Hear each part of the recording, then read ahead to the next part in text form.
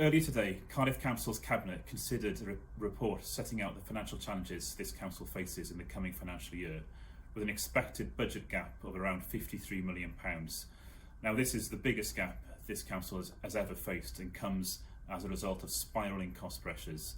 For example, energy, much in the same way that households are facing rising energy bills, this council is looking at paying an extra £50 million to heat and light our buildings next year.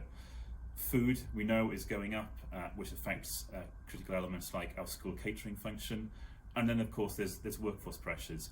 Our workforce rightly expects a fair pay increase in response to the challenges that they themselves are facing, but that, of course, needs to be paid for. And on top of spiralling costs, we've got increasing pressures. For example, the demand for council services, largely in response to the cost of living crisis, has doubled over the summer.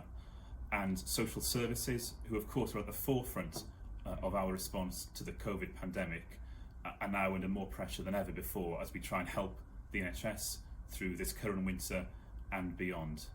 All of this puts intense pressures on council budgets.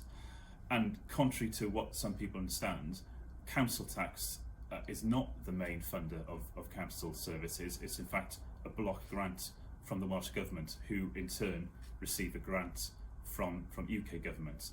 That is how councils are largely funded, and that is why this council's room for manoeuvre is extremely limited. But I want to assure you that we are working in concert with other councils across Wales and across the UK to call for proper and fair funding so that we can deliver the services that so many of our residents rely on. I want to also make the point there is so little fat to cut. Some have said that is the case. Let me assure you that that's not true. Remember, we've had 12 years of austerity, and during that time this council alone has had to make savings of around £1/3 billion.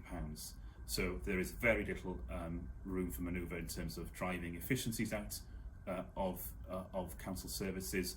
But what I will say, and to reassure you, we will do everything that we can to protect those vital public services delivered by Cardiff Council that people rely on in this city.